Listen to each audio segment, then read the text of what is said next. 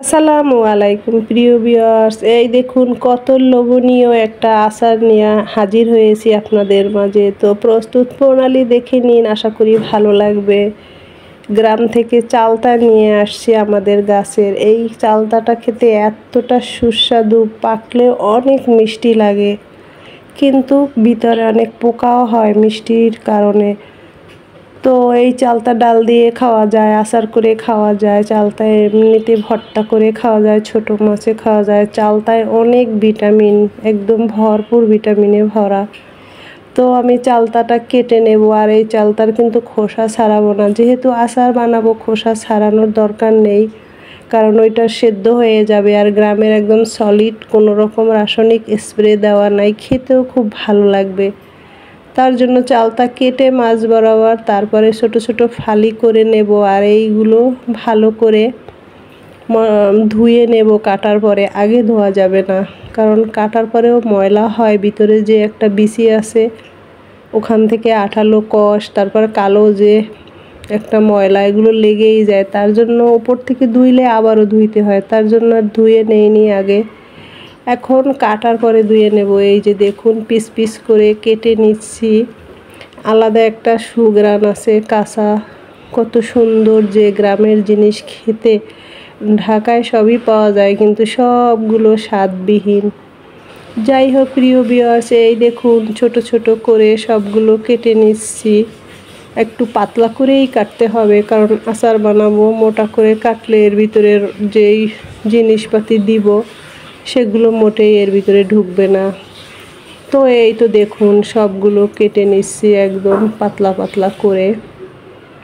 একটু আস্তে ধীরে করে কাটতে হবে, না হয় আঠালো তো বটিতে লেগে হাত কেটে যেতে পারে। কাঁচা চালতা কাটার সময় না একটা দারুণ সুঘ্রাণ হয়। এটা খালিও খাওয়া যায়, শুধু শুধু লবণ দিয়ে, আর কিছুর দরকার হয় না। আবার গুড় দিয়ে, লেবু পাতা দিয়ে মাখিয়ে তা চালতাটা থেতো করে এটাও খাওয়া যায় আচার করে।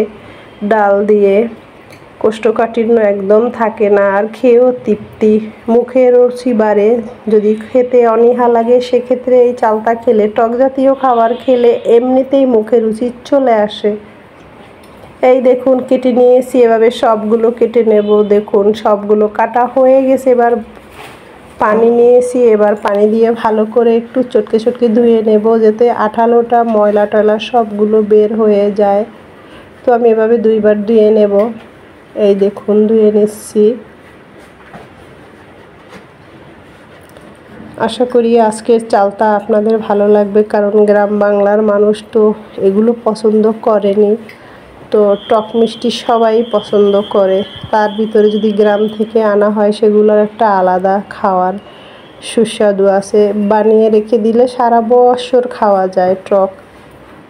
তো আমার দোয়া হয়েও গেল। এই দেখুন উঠিয়ে নিচ্ছি এখন এক এক করে। এই যে এতটা হয়েছে আমার কাটাকাটি ধোয়ার পরে। এখন এর উপরে দিয়ে দেব পরিমাণ মতো পানি সেদ্ধ হওয়ার জন্য। অত বেশিও দেওয়া লাগবে না, যেহেতু গ্রাম বাংলার তো অল্পতে সিদ্ধ হয়ে যাবে। স্প্রে মারাগুলো তো দেরি হয় সেদ্ধ হতে, সেজন্য সেক্ষেত্রে ওগুলোতে পানি বেশি দিতে হয়।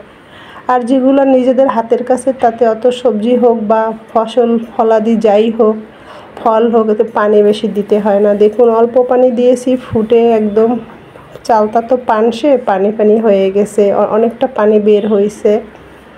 এবারে গুড় দিয়ে দিচ্ছি, এই দেখুন। আর এর ভিতরে দিয়ে দেবো অল্প করে চিনি, কারণ গুড়ের আর চিনির মিলিয়ে আচারটা করলে খেতে বেশি সুস্বাদু হয়, মিলিয়ে মিশিয়ে আর কি। তো এবার জাল পেয়ে পানিটা কমতে থাকুক, আর এই গুড়টা দেওয়ার পরে দেখবেন চালতার কালারটাই একদম আলাদা হয়ে যাবে। তার জন্য চিনির সাথে গুড় দেই আমরা আচার করার সময়। তো জাল পেয়ে গুড় চিনি গলে দেখুন এই অবস্থা হয়েছে, হালকা হালকা ব্রাউনও হয়ে গেছে। এই যে এভাবে জাল পেতে থাকবে আরও কিছুটা সময়। আর এর উপরে আমি কিছু মশলা দেব, সেই মশলাটা এখন বানিয়ে নেব। মশলা বলতে তো ওই পাঁচফোড়ন আর শুকনো মরিচ, এর বাইরে অন্য কোনো মশলা লাগবে না। আর লাগবে ভিনেগার, যাতে একটু বেশি দিন রেখে খাওয়া যায়। দেখুন গুড় গলে গেছে, কত সুন্দর কালারটাও দারুণ আসছে। আমি কিন্তু এখানে আলাদা কোনো রকমের কালার দেই নাই। এই দেখুন রাঁধুনির এক প্যাকেট পাঁচফোড়ন নিয়েছি মরিচ, শুকনো মরিচ, এগুলো ভেজে গুঁড়া করে নেব। তো জাল পেয়ে চালতাটা একদম গুড় গোলে দারুণ কালার চলে আসছে। এবারে সেই মশলাগুলো হালকা ভাঙা করে নিয়েছি, তাই দিয়ে দিলাম আদা ভাঙা, আদা আস্তা করে। তো জাল পেয়ে এটাও দারুণ একটা সুঘ্রাণ চলে আসবে। নেড়ে চেড়ে দিচ্ছি। এই ঝোলটা যখন একটা আঠালো আঠালো ভাব হবে তখন বুঝবো যে আঠালো ভাব হলে বুঝতে হবে যে আচার বানানো হয়ে গেছে। যারা নতুন বানাবেন এইভাবেই বানাবেন। আর চালতার আচার সবাই পছন্দ করে। তো এই দেখুন একদম গ্রেভিটা কত সুন্দর নিচে নেমে গেছে। এই অবস্থায় দিয়ে দেব একটু ভিনেগার, দিলে আচারটা নষ্ট হবে না। দিয়ে নেড়ে চেড়ে আরও 1-2 মিনিট রাখবো, তারপরে নামিয়ে নেব।